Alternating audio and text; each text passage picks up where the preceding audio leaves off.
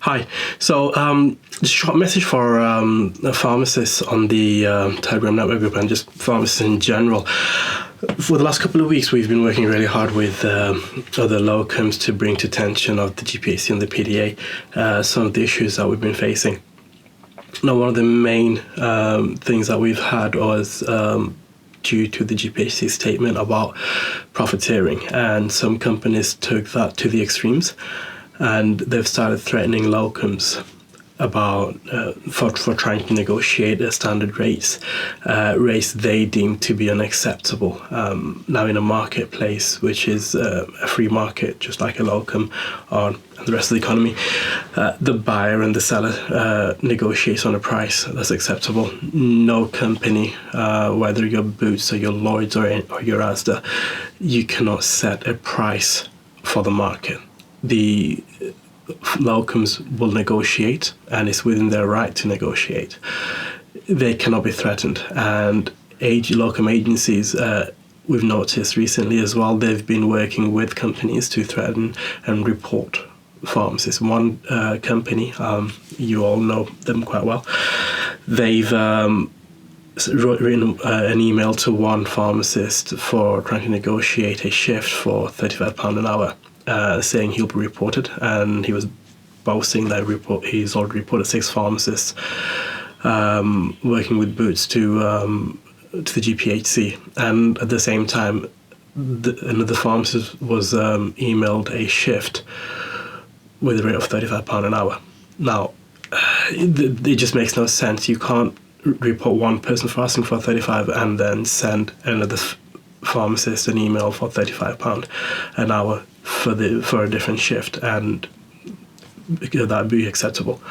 It's not. So the PDA came out with a statement yesterday clarifying the position of the PDA and the pharmacists in general, and what the GPhC actually stated, and the GPhC actually clarified their statement as well to say that locums can negotiate. So this is a victory for locums. And it's a victory for a free market, that no one can control a market. Just like we wouldn't condone a locum pharmacist trying to profiteer in a pandemic or in a global crisis or in a national crisis, we wouldn't condone anyone else either. We've seen how one company tried to sell paracetamol for £20 a bottle, Calpol, and that was called out, and rightly so. In the same way, we wouldn't, again, support any locums trying to profiteer, but where a locum is trying to negotiate a standard rate or rates that were previously accepted as normal, we can't accept any locums being threatened for that, and we will stand up for any locums that do get threatened for such negotiations.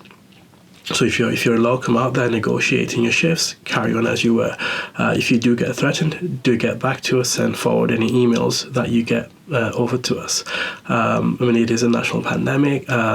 We do ask you to be reasonable where you can, but if you're having to travel 6 hours, or you don't think you can handle that load of pressures and the company's accepting your rate, move on.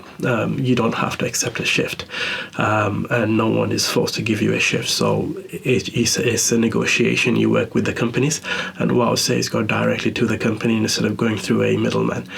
It's always easier. It saves them the cost of trying to find a locum through an agency, and you just go direct. But obviously, you are free to choose how you take that shift and what rate you accept. So carry on as you were. Now, there's a bigger threat to the profession, and that is remote supervision. We've seen instances of companies trying to post a shift, and at the same time telling pharmacists that if you don't accept the shift, we'll remotely log in and we'll remotely have an RP present, which again goes against what the GPhC actually stated, which was that if a pharmacist falls ill on the day and they advertised for a locum and they couldn't get hold of a locum, then they can have a pharmacist remotely log in and be a remote RP, and anything that was checked off earlier in the day can then be given out. We've seen instances where companies have advertised a shift, and if they couldn't get a covered by a locum at a rate they thought was acceptable. They used that as a way to say we couldn't find a locum, so we're going with remote RP. So this obviously is unacceptable. We have heard of cases where one company has been using remote RPs across Scotland and England. One area manager apparently signed into 2 branches as remote RP. That's unacceptable. Please, if you do see any evidence of that, do forward it over to us. I'll leave an email at the bottom of the video with this video. You can find us on Telegram, Facebook, LinkedIn. But if you do need to email it to us, it's admin@pharmacistcoop.co.uk, and we'll gather all the evidence and we'll pass it over to the GPhC. We are working again with the PDA on this one. So wherever you find instances of companies pushing for remote supervision or trying to sign in remotely or asking you to sign in remotely, do let us know and send us the evidence, and we will work with the GPhC for that one. Now, we do have some more videos coming up on the Pharmacy Lounge podcast. We've got part 2 coming up of episode 1.